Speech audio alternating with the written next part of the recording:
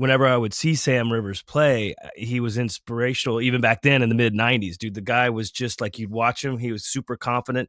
The choices he made on the bass were incredible. And the way his tone, his everything, it was inspirational. I was like, this dude's a monster, dude. And all right, before we begin the show, let's thank our great sponsors. Our title sponsor, Once Upon a Coconut, all natural, non-GMO coconut water with natural electrolytes and no added sugar. You can choose from pure blueberry, pineapple, watermelon, sparkling energy, and chocolate with Once Upon a Coconut. Stay hydrated and refreshed. Plus, 10% of profits go to charity that benefit our communities, including the Down Syndrome Foundation, Breast Cancer Foundation, and the Leukemia Society. Find out where Once Upon a Coconut is sold nearest you by going to onceuponacoconut.com, put in your zip code, or you can order online. But when you do that, at checkout, make sure you put in the discount code BSPodcast10 and save yourself some gatuses. Inspect All Pest Services, inspectallservices.com. They do it all. They provide the highest quality termite, pest, and wildlife control, but they do so much more. Yes, they do. They take care of your insulation, pressure washing, gutter maintenance, and other home services in Metro Atlanta and the surrounding area. Again, inspectallservices.com, and thanks to Inspect All Pest Services for sponsoring all of our guests on all of the podcasts. It's the Mad Dog, Manny Aurora, with the Aurora Law Firm,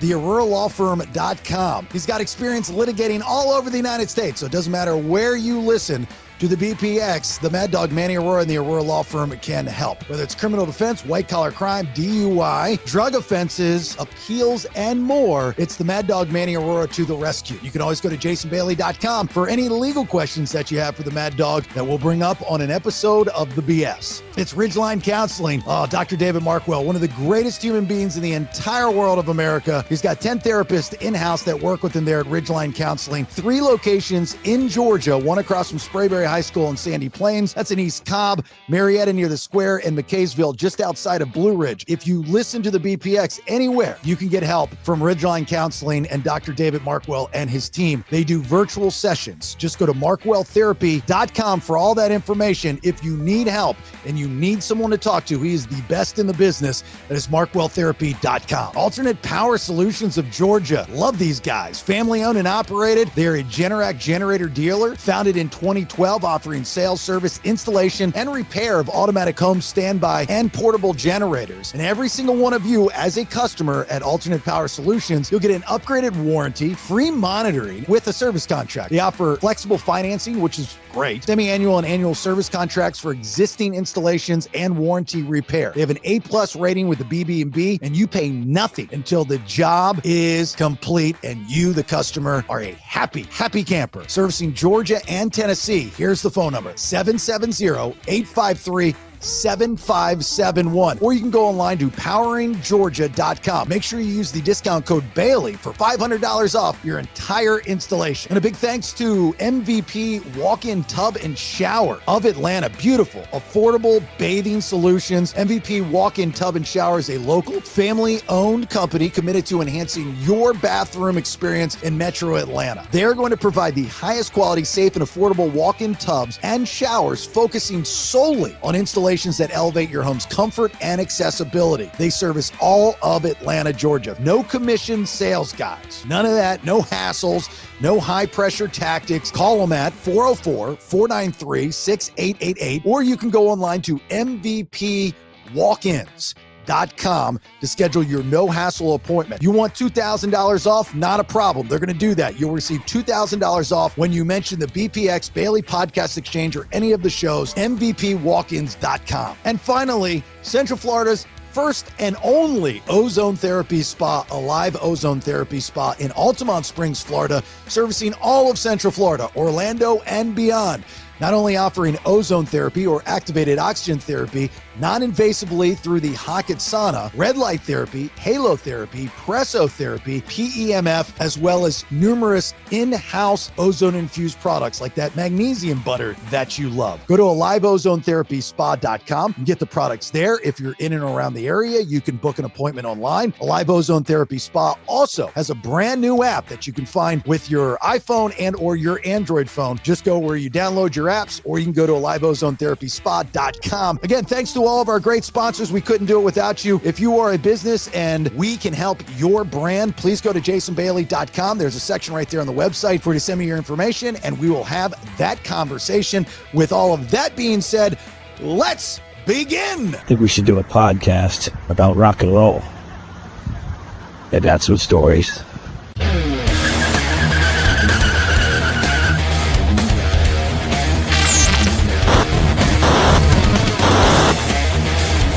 Yeah, let's do it. Welcome to the Vinyl Road Podcast. All right, there it is, episode 21 of the Vinyl Road Podcast, all on the BPX. That is the Bailey Podcast Exchange. 3 different shows, 5 days a week, one feed.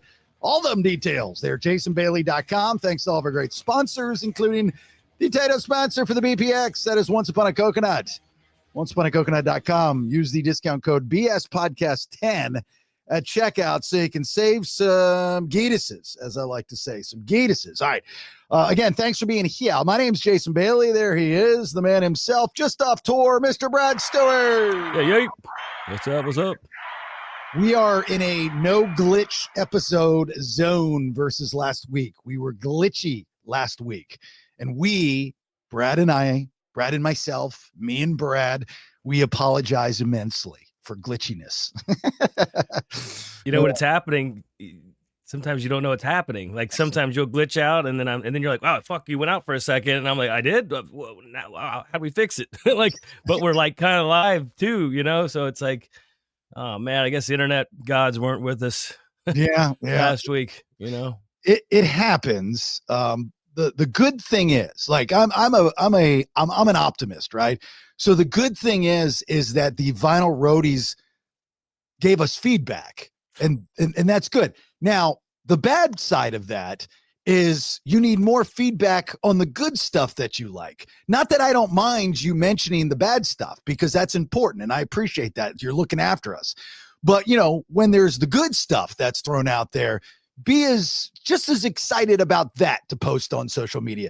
Don't be the negative Nancy poster. That's not good for your heart. It's horrible for your heart. And the universe. And the universe doesn't like it either, man.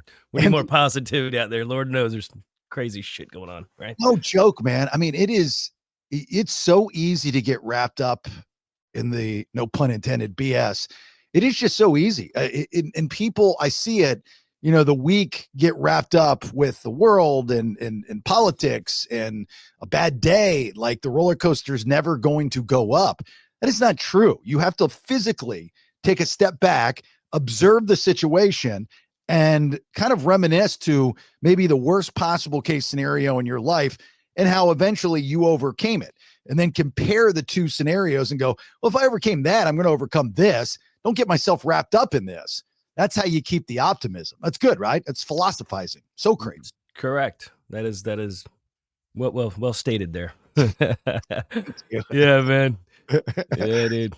Staying positive, you know, there's power in positivity. There's power in forgiveness. There's power in, you know, there's all those things you just said. So, I mean, you know, but keeping that though in the forefront of your mind and trying to keep up with that when all this negativity is coming in, it can be tough, bro. You know, the forgiveness. Especially I have to work on that.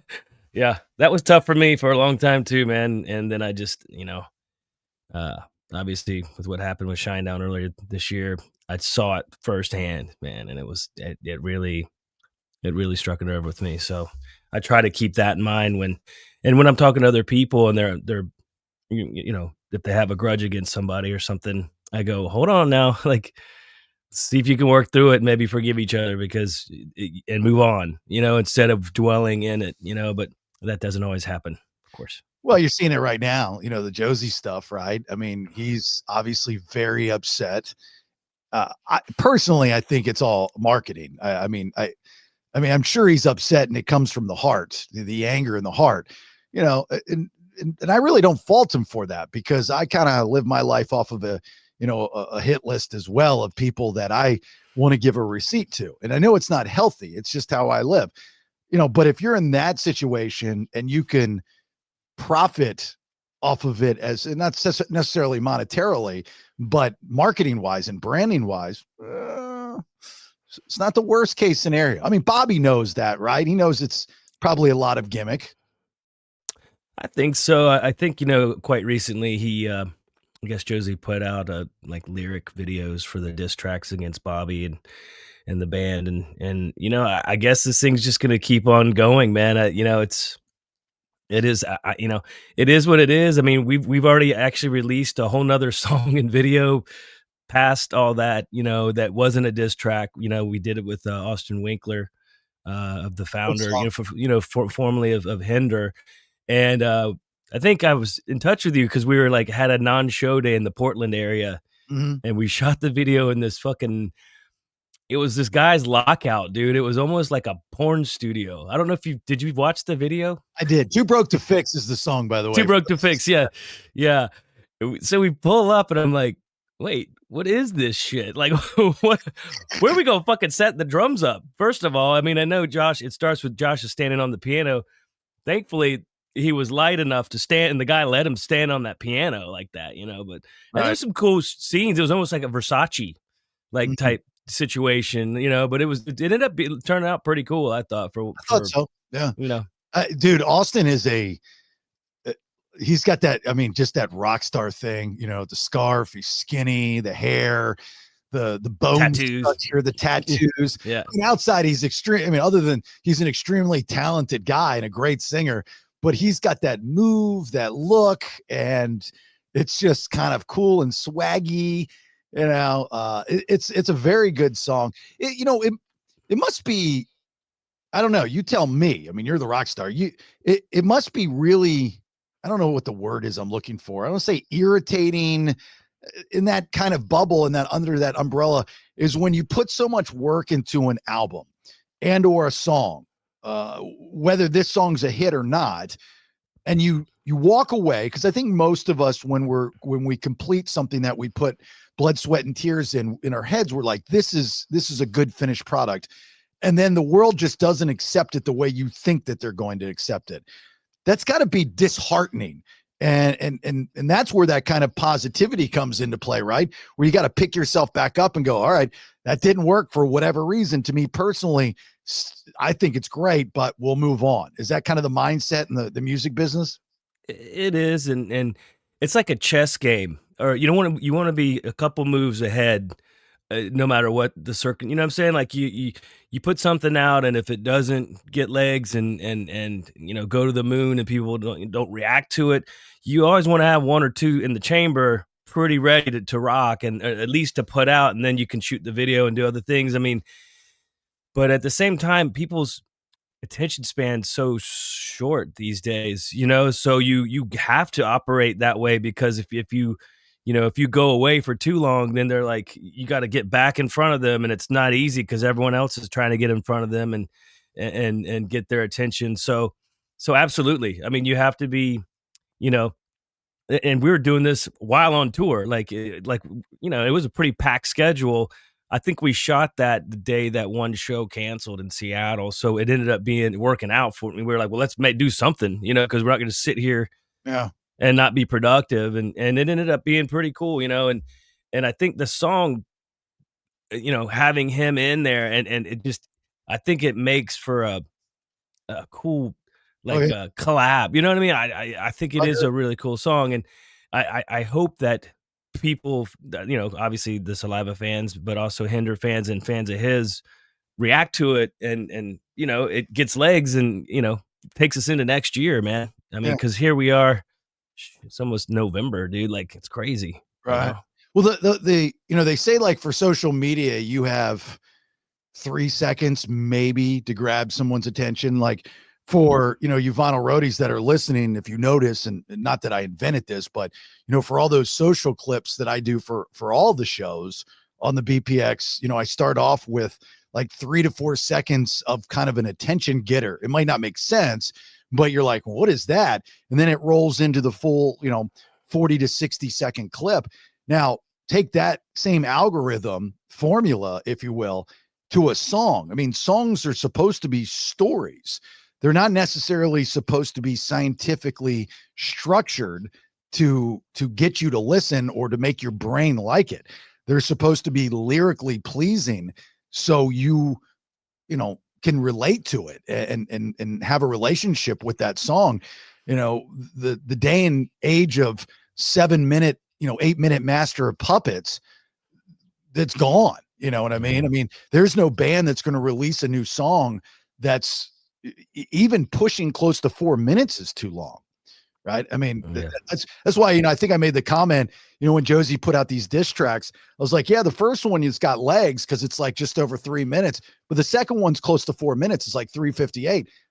I'm thinking like a radio person. I'm going, people just aren't going to have the attention for it. You just repeated the chorus way too much, dude.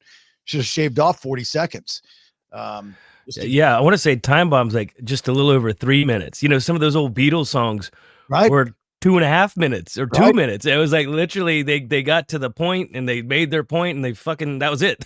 They didn't need to put any extra shit in there. It worked for the song the way it was at 2 minutes and 3, whatever. I think that's important whenever you're making songs and creating things. You don't want to extend things unnecessarily. You need to make your point and get out. And it has more impact that way. Otherwise, it's just okay. Next, people are hitting the skip button at that point. I'm waiting for a band in which there's been concept albums that have been put out. Right, that's not anything new. Queensryche is synonymous for those types of things. But I'm waiting for a band to put out an album of extremely short songs in the 2-ish minute range, where technically the entire album of, let's for conversation's sake, say 10 tracks, all are one song. You understand what I'm saying? So it's not musically all one song, but the story is all one song with 10 different tracks, but they're 2-ish minutes. So today's society, the short attention span society, would be able to relate. So they all coincide, and then they kind of tease into one another. I mean, you talk about cerebral. Do you think that's even possible to do that?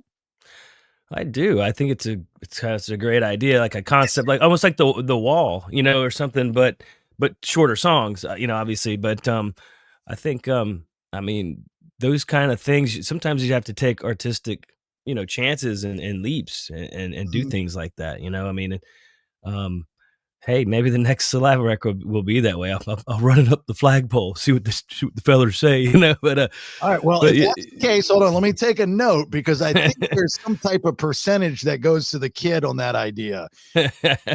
We'll give you a referral. That's like in real estate or something. We'll give you some sort of cut. Yeah, like the Saliva Temu shirt. Yeah, dude, I have your shirt. I need to send it, man. Send me your address. Now that I'm home, man, like, it was a whirlwind. And I know you've heard of postpartum depression, where there's post-tour depression, kind of, I guess you'd say, too. And there's also post-tour happiness, though, too. So it's kind of a mind fuck, if you will, because you're happy to be home, but at the same time, that energy and that momentum and playing that excitement of playing shows and just the whole being on tour, and then and you're going at a certain pace, and then you're home and everything just screeching halt, but then your mind's still going at that pace, and you might be on different time zones, and you're trying to get your sleep shit back, just yourself back together, right. And this was a tough one too.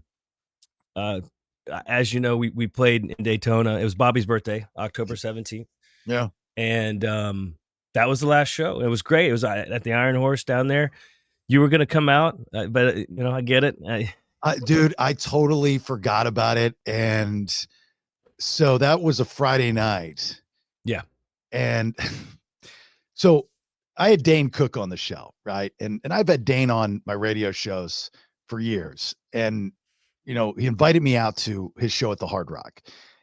So I told Rach, my wife, I said, hey, look, we're going. It's Thursday night. Come home from the Live Ozone Therapy Spa early. We're going. So she comes home from work early, Thursday, October 16th.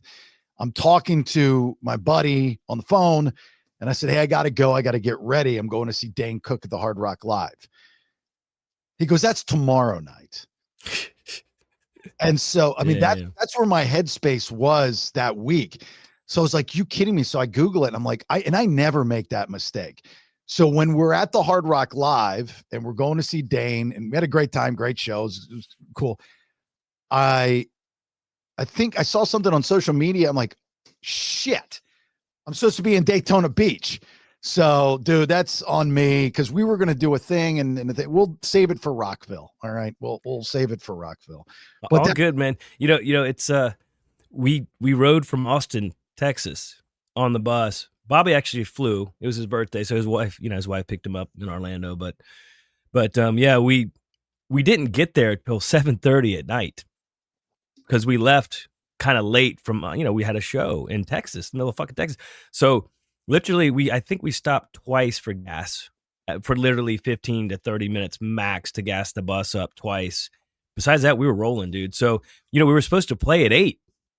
wow. And I was like, fuck, we're not going to get there till, I mean, everyone's like watching the GPS, like, dude, like, how the fuck are we going to get our shit up there? Because I don't know if you know the load in for the Iron Horse, but it's not an easy load in. We have to park the bus at the Circle K next door, and they have to sort of drag the gear through the fucking, through the area behind the Circle K to the stage. And it's a bit of a distance there. It's not easy. And then we had to put it up there, get it all plugged in, get sounds. But thankfully our crew kicks ass and they got it done in it under an hour. So we were on stage late at 8:30, but they pretty much performed a miracle at that point to get us up there. Yeah. Who else did they have performing out there? Was it just y'all? No, there was other bands before us, so there wasn't any dead air or anything. And there was actually a band after us. But we were like, man, we may not make it out of, as far as from our set that we were planning on doing, we may not make it.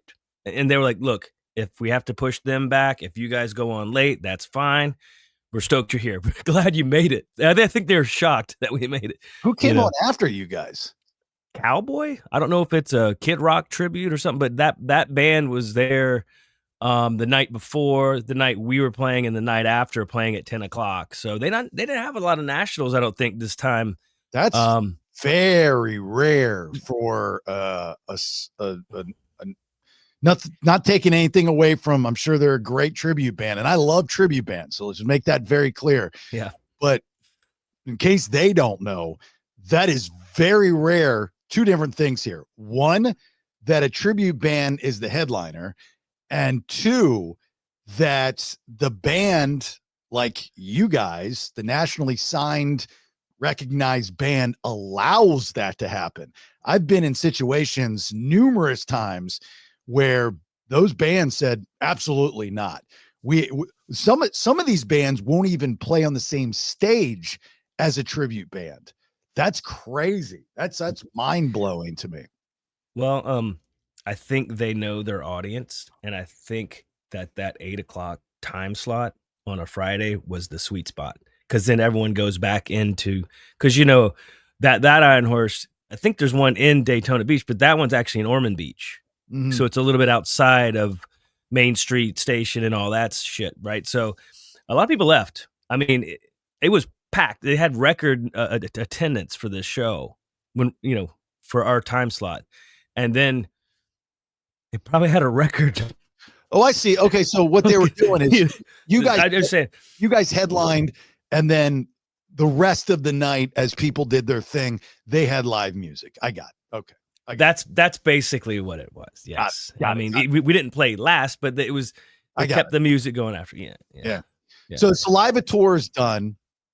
Yes. You wrap it up, and it's on Bobby's birthday. And on the same day, you guys get, actually the next day. So yeah, I'm in my kitchen. Go ahead. Well, just, you guys got really, really bad news. And you were the first person I thought of when I had read that Sam had passed away. Yeah, we, you're emotional anyway, of course, coming home from a tour, and I'm cooking some food in my kitchen, and Bobby's wife calls my wife, Mary, and she tells us, and I immediately started crying. Yeah. Sam Rivers, the bassist for Limp Bizkit, all Jacksonville based. Same with Brad and Bobby. Durst, and Biscuit in general, right?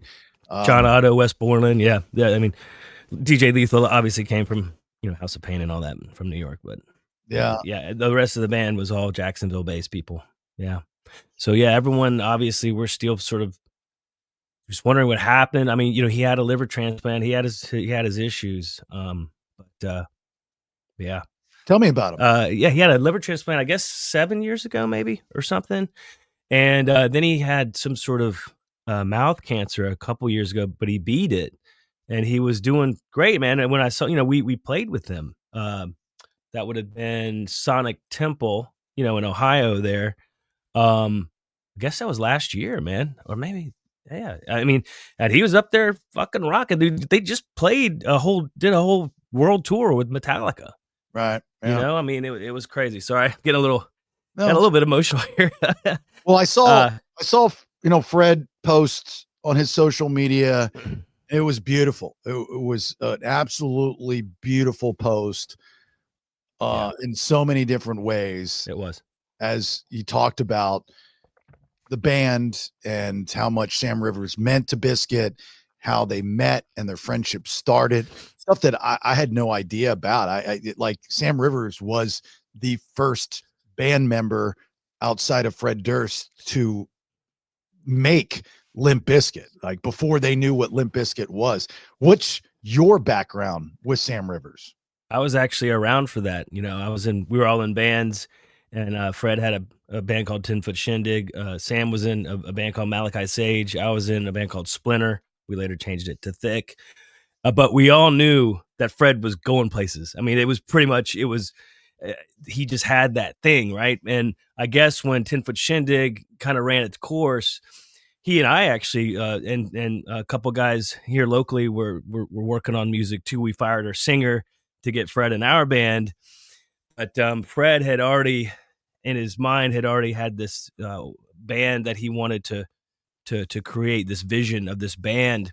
And I remember whenever I would see Sam Rivers play, he was inspirational even back then in the mid 90s, dude. The guy was just like, you'd watch him. He was super confident.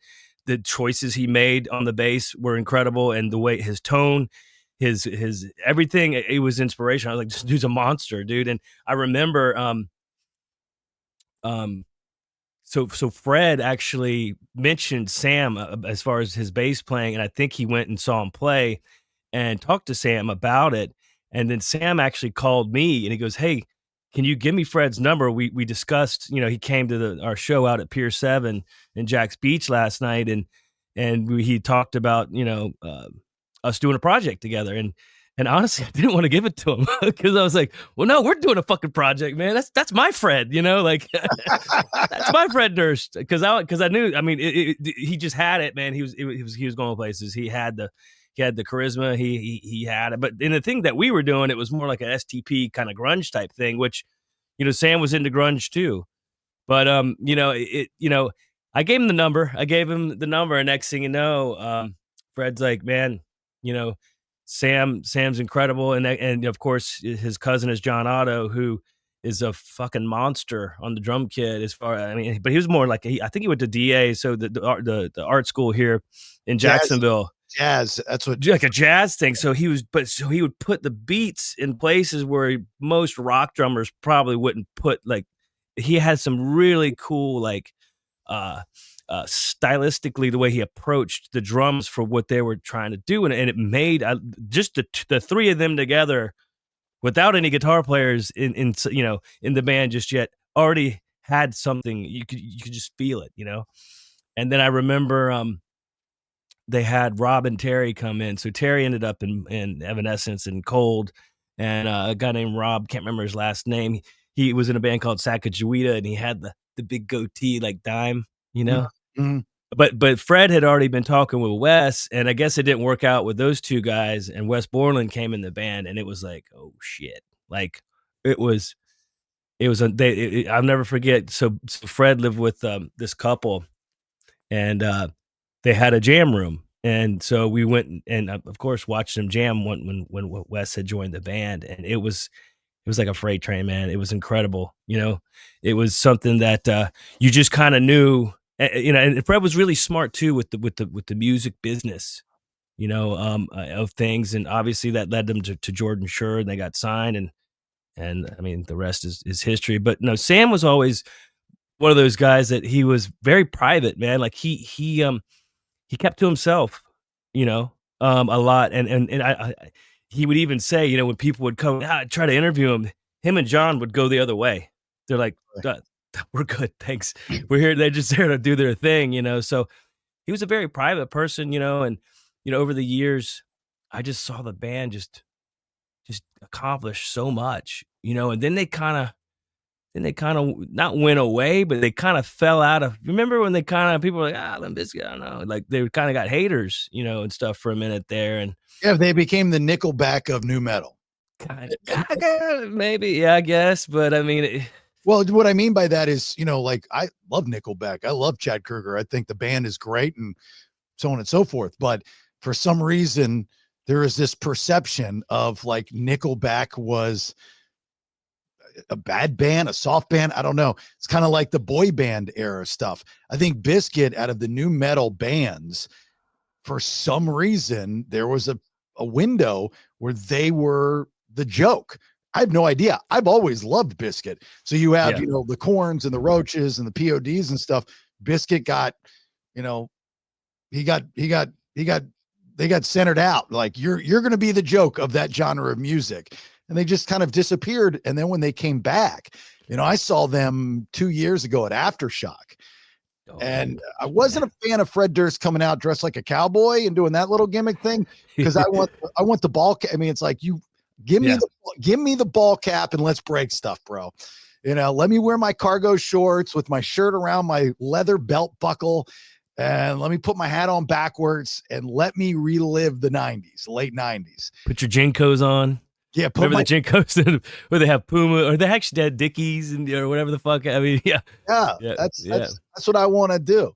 You know, but when they redid Faith, like that was amazing. And I was doing top 40 radio at that time, and I remember I had this horrible Saturday night show on a top 40 station. Horrible. I had no idea what I was doing. Me and the other guy were just jerking around. And we couldn't play that song on the air. They wouldn't allow us to play it on there. So during commercial break, we would play it in the studio, and we would play it so loud that other radio stations would come down and complain, and the people under us would complain because I'm jumping around. That song was just, and you got, oh my God, dude. Absolutely love it. Love it. Love it. Yeah. Love it. I remember just talking with Fred, even back then, like the label, they allowed him to make that video.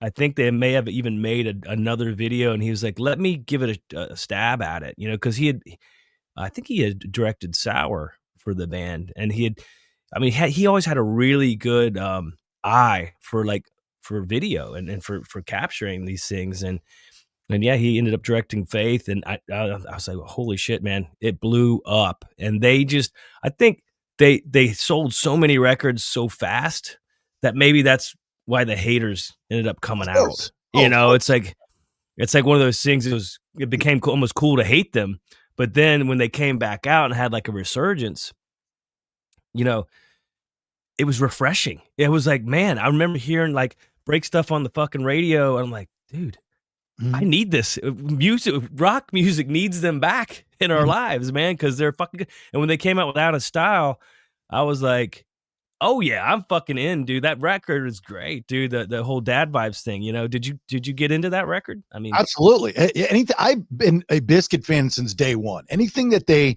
Fred Durst does, like, he's on my dream interview list, just because I am such a fan. And I love the story, and I love his attitude. I love everything there is to love about that band, you know. But think about this, right? When it comes to Bizkit and that new metal band, right? Why Americans love to hate on people that achieve success. But one other thing that Americans love to do is support the resurgence and the comeback from the train wreck. Not saying that Bizkit had a train wreck, but there was this hate for whatever reason. And then they come back, not asking for any favors, not asking for forgiveness. There's nothing to ask for, but they But here's the thing, Bizkit is without a doubt a Gen Xer band. The difference between us Gen Xers and our generation of music versus our parents and the boomer generation is that our kids, Gen X kids, have the opportunity to live our genres of music while they're technically still in their prime.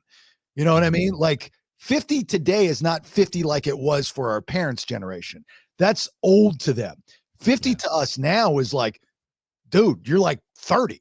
You know what I mean? So for our kids to be able to go to a Bizkit show with us and see dad and mom do their thing like they did at Woodstock 99, that's pretty cool. You weren't going to see the Eagles, with your parents and going, oh, this is, my mom and dad did this when they went and saw the Eagles in 72.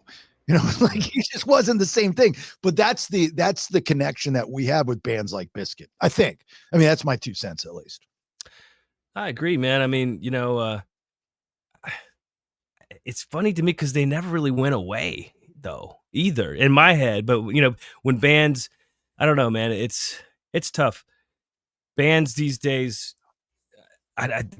these kids these days, I mean, they not to sound like an old fuck, but like, it's weird to me, this generation that's out there now, man. Like you're saying, we had the luxury of living out these bands when they're in their prime, but what bands now though? I mean, are they even gonna get to their prime? You know what I mean? Like, because there's just such a short amount of time now, it feels like, for these newer bands. You know what I mean? Like, versus being a legacy band. Yeah, like a band that's going to be around in 20 years. But even Fred used to say to me, he'd be like, we're not making classic music. Bizkit's going to be something that's going to, blow up, and then no one's going to care about it. Or he could act like no one would care about it later. And I'm like, just the opposite happened. Like, fucking, it's great. I mean, it's like I said, and then when they were still able to come out with, that last record and really just new music in general that kick fucking total ass, right? I mean, that, like I said, Out of Style was but they also took some creative leaps, if you're familiar, right? I mean, with the songs on that record, it didn't sound like Limp Bizkit to me. It sounded like some of it could have went on a Nirvana record or something, Well, also think about, when I heard them do Behind Blue Eyes, the Who cover, for the first time, I still don't know what he spells out at the end of that song. And that was 2000, whatever, early 2000 Summer Sanitarium tour, which was ridiculous. You had the Deftones, you had Linkin Park, you had Limp Bizkit, you had Metallica. I mean, that was just ridiculous. And Durst got off the stage, walked through the crowd of like 70,000 people at what was then the Citrus Bowl in Orlando, which is outside, and he's doing Behind Blue Eyes. And I'm like, I've heard this song before. And, I'm like, well, that's then it's like whatever he spells out at the end in that digital robot voice. Again, I still don't know what he spells out, but that was pretty cool to hear him do that. Right. And take a chance. I mean, that's a huge chance. It shows that he, like, look, I actually can sing. You know what I mean? So that he killed that. I thought they killed that cover. I mean, that's, obviously the Who classic, just great, and what a great song for them to redo it that way, and for him to actually sing, and he's not doing his what you would have expected from him on that track. I mean, and I have to say, sonically, like the sound of that guitar, it's one of the best sounding guitars I feel like it's ever been recorded. When the intro, I'm like, who the fuck recorded that? It's really impressive. Not to nerd out on the sounds and the engineering part about it, but I kind of I listen for things like that. Go back and listen to that with that in mind. Just how the fucking guitar sounds, without even him singing yet. Yeah. Then he comes in singing, and he people are like, he can sing. Yeah, he can fucking sing, dude. That's what I wanted from him when I was working with him back in the day. But he wasn't as confident in that part of his his I guess his toolbox, so to say, as far as vocally. He was more confident in his other thing with the rapping and stuff. But how instrumental was Sam Rivers to Limp Bizkit and Fred Durst personally to achieve the success that they've achieved? I think without Sam, no fucking way. It wouldn't have happened. Yeah. Why is I that? mean, it was that like I said, the way he approached the bass line, it was just so fresh and just so like, and a lot of it was the bass and the way the bass and the rhythm section worked together, and then here comes Fred, and then Wes has these quirky, crazy, badass fucking guitar sounds and tones and all these soundscapes and shit. I mean, but without Sam though, being almost like the nucleus of it, and Fred would be able to like hum shit and be like, no, try this, and Sam would immediately pick up on it and then put his spin on it. It'd be a totally different band. You're saying it would be a totally different band.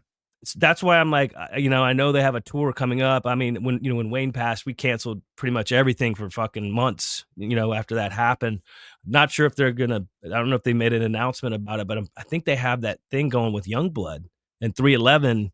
Are you familiar? Wow. Yeah, it's happening in like South America. I think it starts the 29th. There's only maybe like 7 or 8 shows, but they're like all 4 days apart.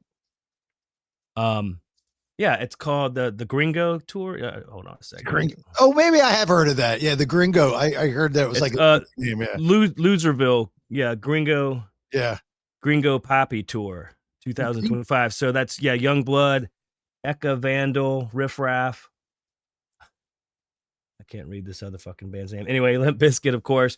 But no, they're doing, let's see. Yeah, it's like 7 shows. I imagine since it's in South America, maybe they need like enough time between shows to set everything up in the next town, in the next city, right? Right. Because I'm like, what the fuck are they gonna do for 4 days in the meantime, show to show, right? You know what I'm saying? They ain't gonna fly home.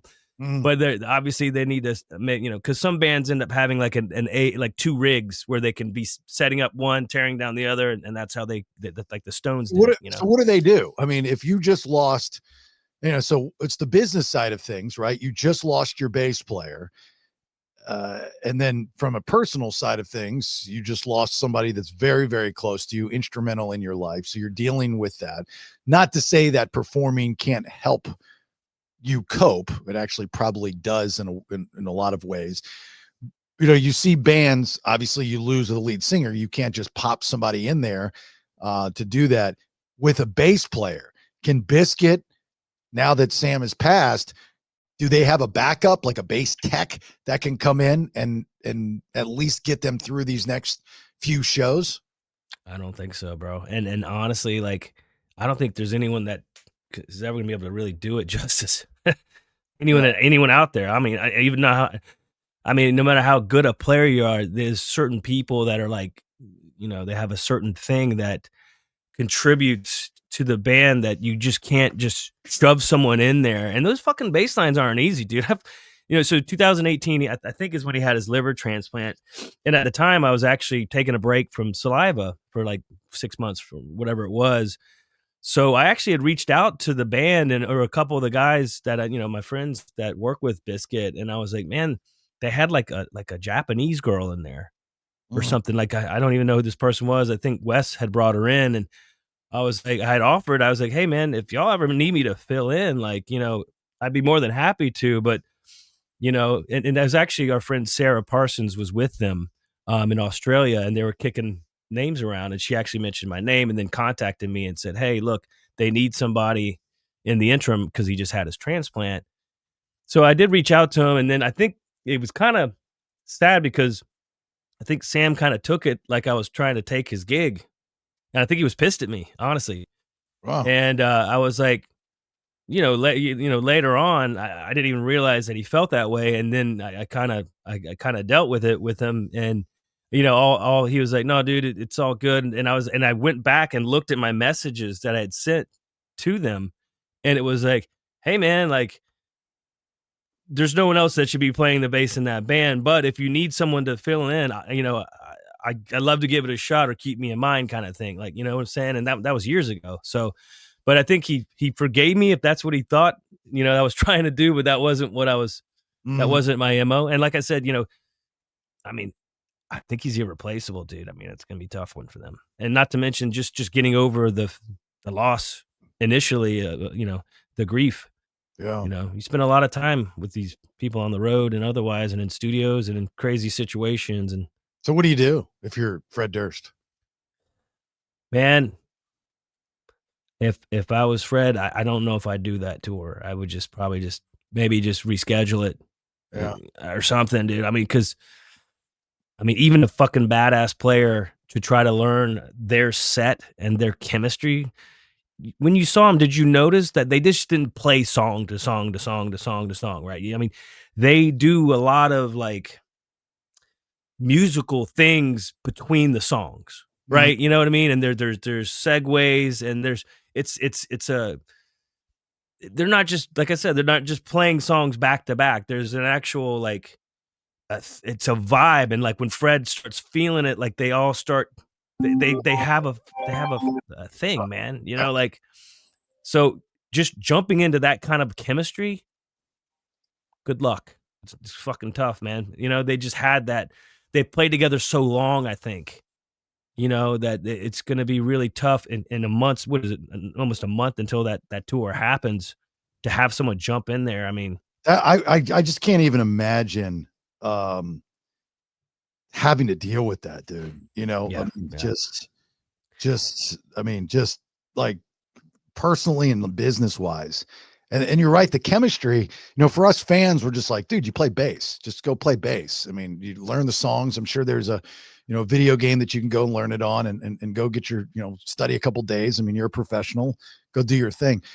But chemistry is everything. I mean, and that goes yeah. for any job, especially radio. Like these radio executives thinks, well, we'll just put these two guys, they're talented in a room and it'll just be wonderful. Nah, nah, nah, nah, nah, nah. You got to have chemistry. You can't force chemistry. You know, that's the synergy and the chemistry are the most important things. I feel for the band. I feel for them so much, man. Really. I do too. I do too, man. It's I, obviously they were concerned even 7 years ago when he got the transplant and he needed it, um, for him to even be able to return to the stage, and that was 2018. And he overcame it and he came back, and it just wasn't Biscuit until it was just not the same without the guy in the band, and now it's now he can't come back to it, so it's I don't know He what and, they're gonna do, man. It's fucking brutal, he dude. and Bobby were close too, right? They were close. Bobby's having a real hard time with it. Uh, he and his wife had scheduled a cruise, months ago, and it actually almost coincided with the ending of the tour, Uh, right? So we end the tour on the 17th. We hear about Sam on the 18th, and I think he was off on the cruise like the next day or some shit, if not the same day. So he's trying to figure it out, and he's just, he's having a hard time with it. He's stressed, he's depressed, he's sad, he's, and then he's not even able to be home to deal. He's actually out there, and we uh, actually have a show this weekend. It's a Rock for Autism show, that we're doing. Um, Up in the Norfolk, kind of like North Carolina, a little south of Norfolk area. Norfolk, Um, Virginia, or Norfolk, North Carolina. Virginia, Okay, North Virginia, but we're flying in Norfolk, but it's close. It's like on someone's farm. It's with OAR, oddly enough. I think, oh, did I tell you about this? Shattered. You're going to hear Shattered live from OAR, one of the most underrated, best songs ever made. I don't know fucking one song. I'm sorry, dude. You just Well, have to know one. Mary was like, you don't know this song? I played it before. And I'm like, I don't really know that band. And I thought it was odd though. OAR. You all right back there? Did you just knock a midget over or something? My dog just knocked my guitar over. I don't know what happened. OAR is like a vertical horizon. OAR is one of those bands that's Duncan Chic. You know what I mean? One of those types of bands that when you hear the song, you know the words and you get into it, whether you like it or not, but because you've heard it so much. They were part of that, that mid 90s pop run, post grunge, pre boy band Britney era, right? They were that lyrical pop rock kind of era. Dude, jealous, by the way. Shattered is amazing. You're not familiar with Shattered by OAR? I guess maybe I need to look. I need to revisit it, dude. But and I'd heard the band, you know, just the name OAR over the years and people liking them. But I guess since it was marketed differently, it was almost marketed like a jam band or something that wasn't like shoved in your face like a typical, what would you call them? Pop? Like rock pop? Pop rock, you know? It wasn't as I guess it was more rootsy, I guess they're following, right? Am I right here? Fuck, I don't know. But anyway, it's a kind of an odd bill. I can read you who's on the bill and shit, dude. It's okay. like I'm wait a minute. I'm way wrong. Shattered parentheses turn the car around was released in 2008. I don't know what I'm saying back in the 90s for some reason. Look, it's like that theory, you know, where you think something is, but it's not. It's the Mandela effect. Is that what you're saying? Mandela effect. OAR is the Mandela effect. You think you remember them. And dude, I've been in radio for 30 years. I went through all these songs. I actually timelined my life based off of songs when they were released. And I thought Shattered came out in the late 90s and was part of, but I'm way wrong. 2008. So think about musically where we were in 2008. We were just past the last rock revolution, the new rock alternative. Sure. So we were getting into the lull of rock music. Yeah. That's when this song came out. Yeah. Yeah. I don't know. I you know, we initially we were going to cancel this show because we didn't know if Bobby could get out. It was like a 7-day cruise. So they're going to have to fly from like Tortuga to get back to Jacksonville so we can fly to go do the show. So I mean, he's on the cruise now. Like I said, it's a 7-day cruise, and like I said, he had booked it ahead of time, and then he was like, "Well, how the fuck I get home on the 26th? The show's on the 25th, home from the cruise." And so, anyhow, you know, those cruise lines don't like you to leave the boat. They want you to embark and disembark from the same fucking port, right? So you have to jump through hoops to be able to dip. Yeah. So him and his wife, like I said, are going to dip so we can make good on the show. So he's leaving. Like I said, they're flying from like Tortuga or wherever the fuck. What's a Tortuga? What is that? Is that an island? It's, you know, it's an island. I've never heard of it. Isn't it? I've never heard. I've done a lot of travels in the Caribbean. Never heard of Tortuga. Tortuga? You never heard of that shit? Tortuga? No, not familiar. Not to say that doesn't exist. I'm just not familiar with the old Tortuga Island chain. Hold on, dude. Is it inhabited by the original Tortugians? It looks beautiful. Like, I mean, from the pictures coming up here on the old, I got off my internet on my phone because I didn't want to take up bandwidth, but I'm going to get back on right quick so I can tell you about old Tortuga. Tortuga. Tortuga. So anyway, they're having to, it's a fucking island. Like, dude, it's out there, bro. It's like, I think that's where they're going. Yeah, it's like fucking west of South America, dude. It's like way down there. Okay. Yeah, it's like out there. So anyway, in Haiti. So that's one of the places they're going, I guess, on the cruise. So they were able to. That's the place they could find to fly home to make good on this show with OAR this weekend for autism. Well, it's 14 hours and 45 minutes from Orlando by flight. Wow, that's what it says. That seems like that doesn't seem right. Tortuga is a mountainous Haitian island off the northwest coast of Hispaniola. Historically famous as the 17th century pirate haven. Named the Turtle by Christopher Columbus, it is now a commune in Haiti with a population of about 26,000, known for its natural beauty, beaches, and local culture, though it faces economic challenges, just like every island. Wait, in Haiti? What are you saying? Yeah, Tortuga. See, I have this fucking like way like west of South America, like kind of by Ecuador and shit. You know what I mean? Like, but same latitude as Ecuador, but like west island wise. Tortuga, Tortuga. Yeah. Why are they talking about Haiti and shit? That's fucking That's by the Dominican Republic. That's in the Caribbean. I don't know, dude. That's weird, but yeah, okay, whatever. Like, you might want to put a tracker on Bobby and his wife. I know. Like, share location. Where the fuck you at, man? Like, yeah, man. I don't know, dude. Yeah. He was like, I don't know how stoked he was to go on the cruise to start with. He was like, 7 days? Let's do like 3, maybe 4 fucking. I don't know if you're a cruise guy, but I only done one cruise, man, and it was Shiprocked, and man, I was ready to get the fuck off that thing, dude. Back in the day, in the 90s, I used to take cruises all the time when I was in college. We'd all chip in and do like the weekend thing and stuff.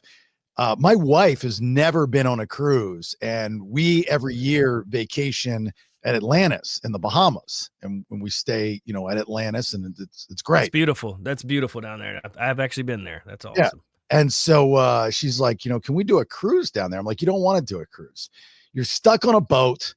You're forced, you got to get up early to find a chair. The food is and you got to eat when they say you got to eat. You got to get up when they say you got to get up. Like, just take a flight, fly in there, do what you want to do.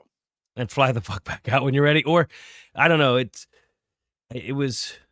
you can't just get in your car and leave when you're done with being on the cruise. You have to wait. And I remember once when we did Shiprocked, there was one day where they were like, well, we're kind of ahead of schedule so we're just going to float. So we just sat out there just in the middle of the fucking ocean floating. And I was like, man, I don't know, dude, this is, can we just move, at least kind of keep going? I mean, I remember too, watching Korn play, because this was Shiprocked. This was I guess 2013 or 14.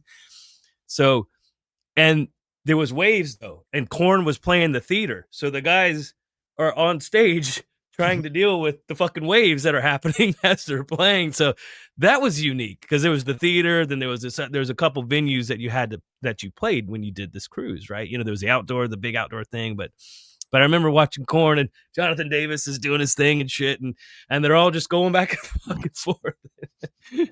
But they did it. They sounded killer. It was amazing. But yeah, one of the cruises that I took when I was younger, we made national news because we got stuck out at sea for 72 hours.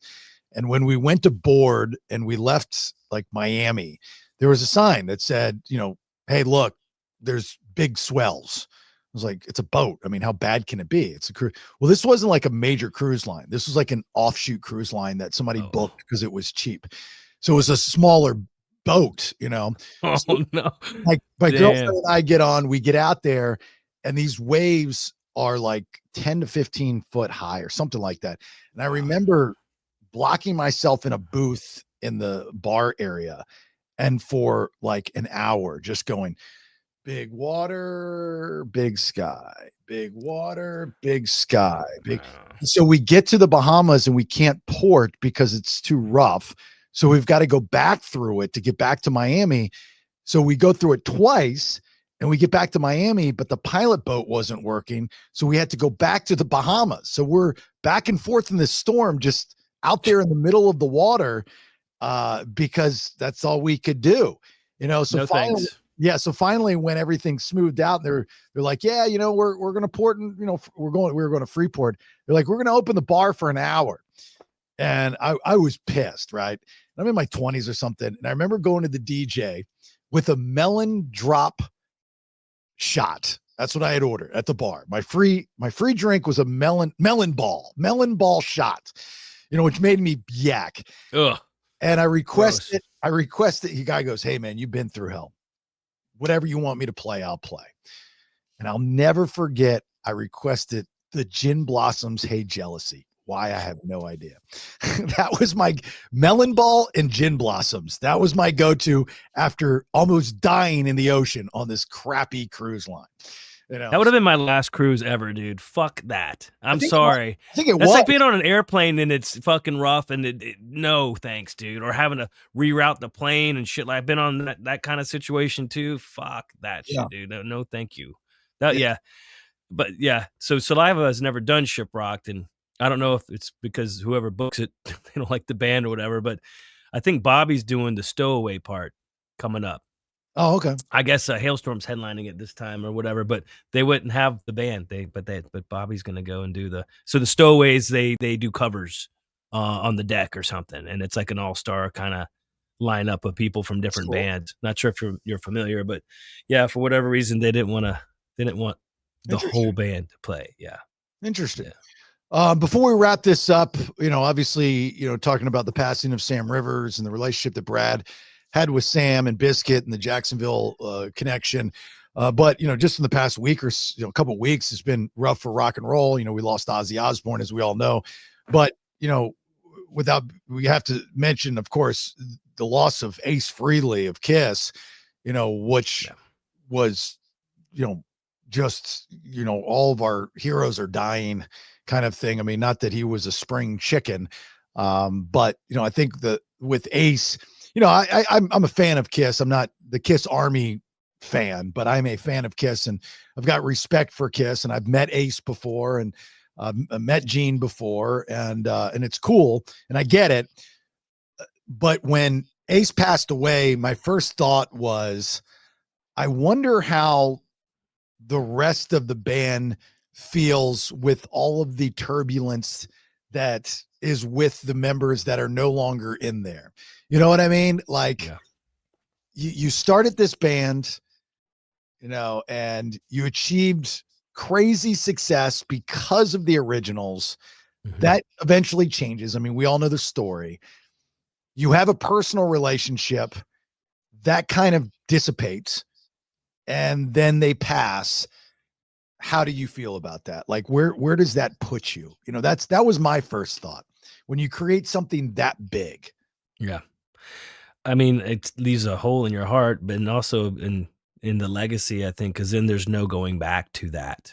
Because Yeah. people always have it, I think, in their heads that sooner or later the original lineup's going to get back together, and then when someone passes from that original thing, I mean, there's no going back to that ever. And then the circumstances, if they're shitty with that person or with that situation, if they never got resolved, that sucks too. Even as a fan, seeing that shit go down, it's like, I think, I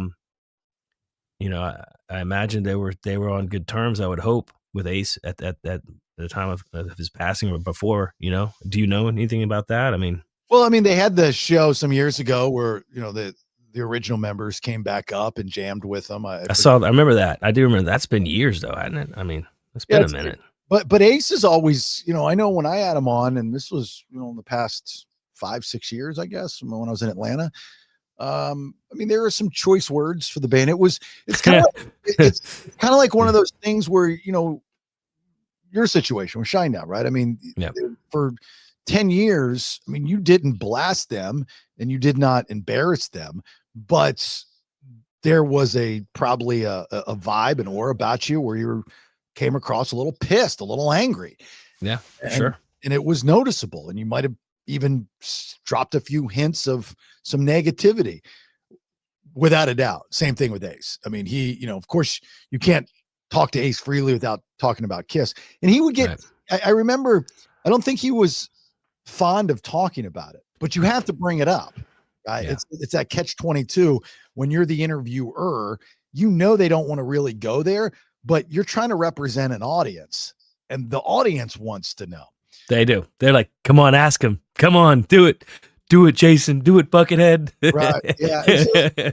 That's a tough spot to be in. I mean, that's why, like, in this world, it's a little bit. It's funny because Dane Cook said, when we were talking after his show the other night, he said this. He said something very interesting to me. He says, "I've always enjoyed coming on your show because you're not trying to get me, and there's a lot of things that you could ask me that could get me."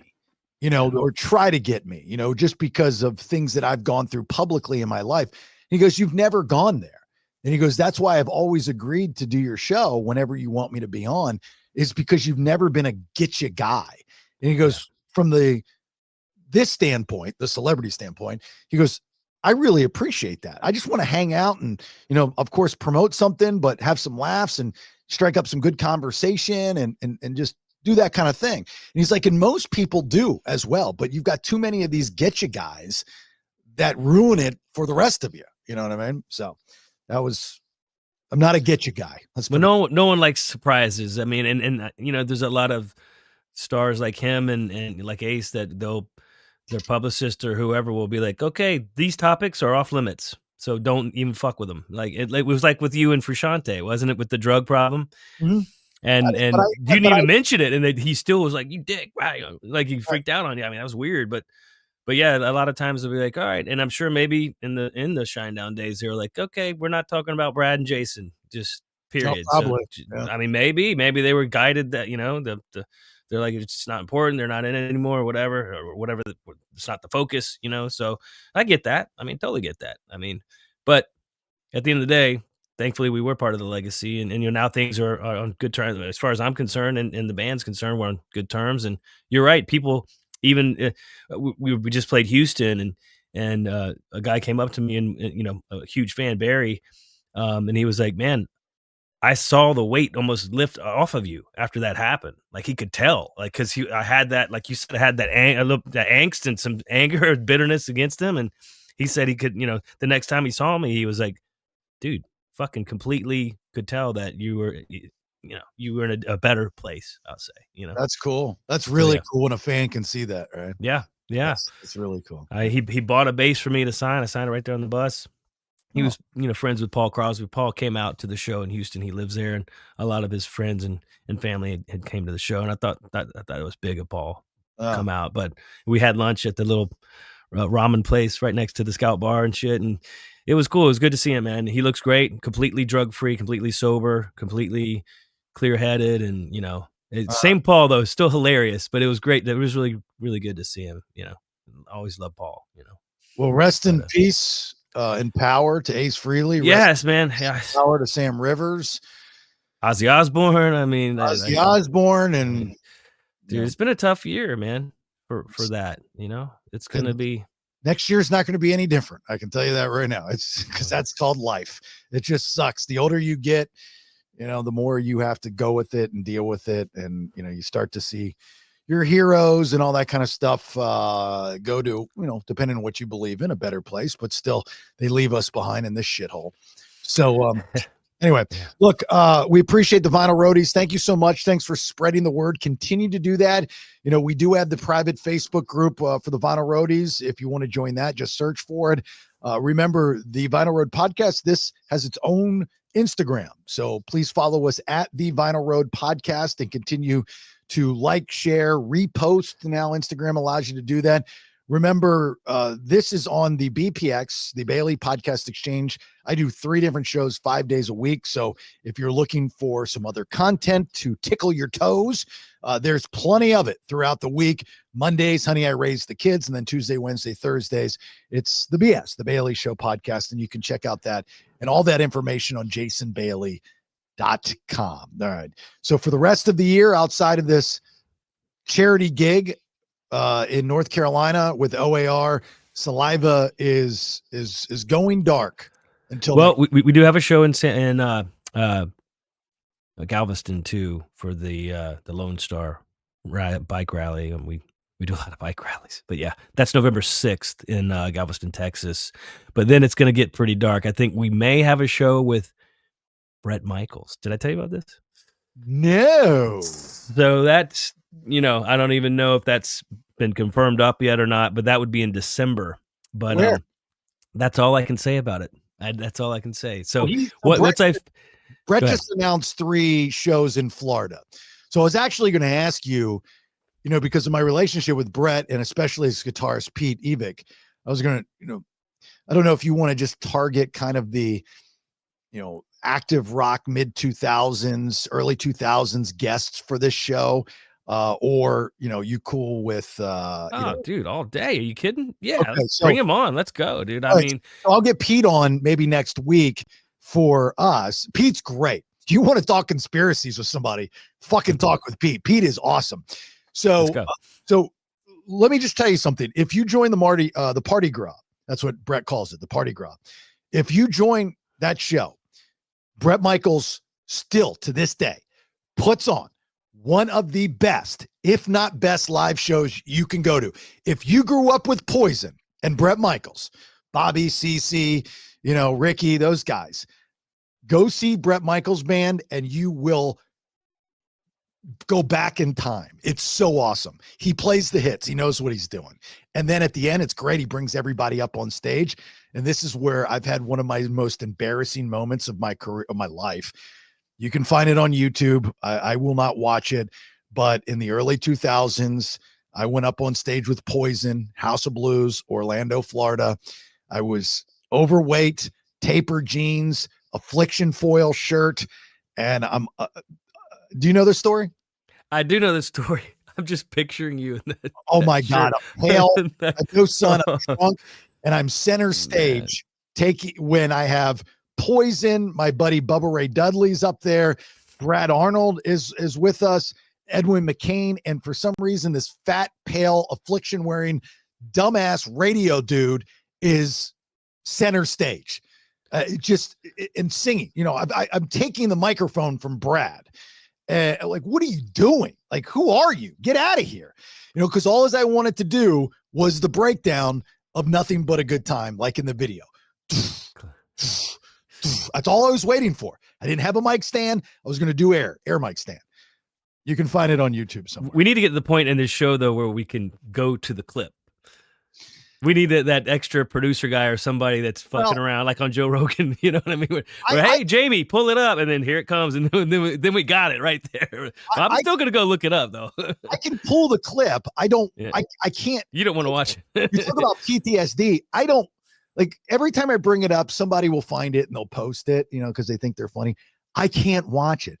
And to let you know, that was the second time that that was supposed to be me, you know, doing better than the first time that I did it.